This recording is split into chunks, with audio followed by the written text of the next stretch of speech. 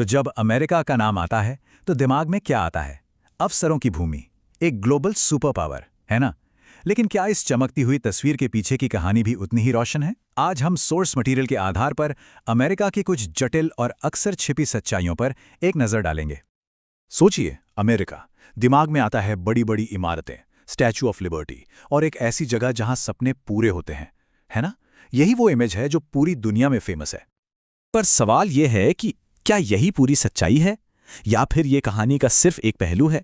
चलिए आज इसी सवाल की तह तक जाने की कोशिश करते हैं। तो सबसे पहले नजर डालते हैं अमेरिकी समाज के अंदर चल रहे तनावों पर। ये वो दरारें हैं जो बाहर से शायद उतनी साफ न दिखती हों। और इन समस्याओं में सबसे गहरी और पुरानी है नस्ल भेद। जी, ये कोई इतिहास की बात नहीं है, ये एक कड़वी सच्चाई है जो आज भी अमेरिकी समाज की जड़ों में मौजूद है। और ये भेदभाव, इसका सबसे ज्यादा असर होता है ब्लैक, एशियन और लैटिनो कम्युनिटीज पर। इन्हें अक्सर पढ़ाई लिखाई से लेकर नौकरी और यहां तक कि कानून की नज़र में भी उन मुश्किलों का सामना करना पड़ता है जो दूसरों के लिए नहीं होती। और देखिए, ये कोई हवाई बात नहीं है, इसका असर जमीन पर दिखता है। ब्लैक लाइव्स मैटर जैसे बड़े बड़े आंदोलनों के रूप में। ये आंदोलन सीधे सीधे पुलिस की बर्बरता और नस्ली नाइंसाफी के खिलाफ एक बहुत मजबूत आवाज हैं। समाज में तनाव की एक और वजह है गन वायलेंस। हर साल हजारों लोग अमेरिका में गोलीबारी में अपनी जान गंवा देते हैं। ये आंकड़ा वाकई में चौंकाने वाला है। अब यहां एक अजीब सा कॉन्ट्रडिक्शन है। एक तरफ तो बंदूक रखना एक संवैधानिक अधिकार है, एक आज़ादी, लेकिन दूसरी तरफ यही आज़ादी बड़े पैमाने पर हिंसा की वजह बन गई है, खासकर स्कूलों में होने वाली गोलीबारी। ये आज देश की सबसे बड़ी परेशानियों में से एक है। और इन सभी टेंशन को और ज्यादा हवा कौन देता है? वहां का पॉलिटिकल डिवीजन, मतलब डेमोक्रेट्स और रिपब्लिकन।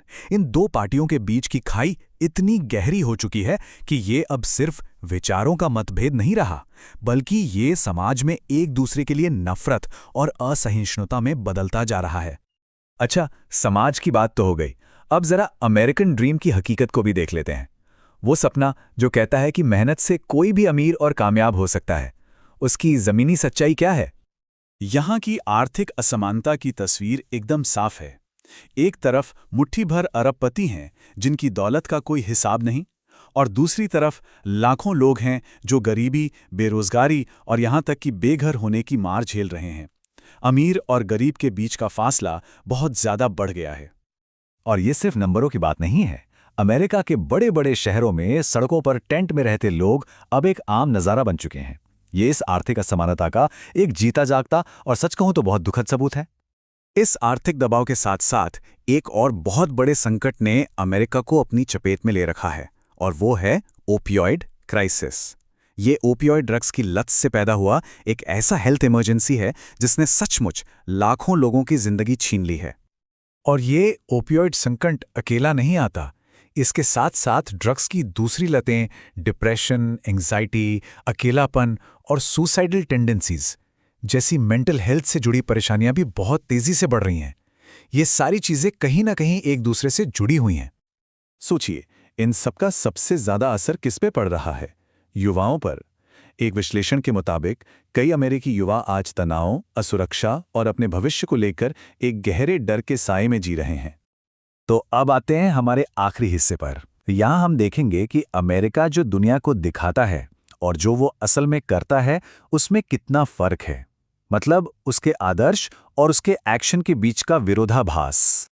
दुनिया के सामने अमेरिका की इमेज क्या है? प्रोटेक्टर ऑफ डेमोक्रेसी, यानी लोकतंत्र का रक्षक। यही उसकी फॉरेन पॉलिसी का ऑफिशियल चेहरा है।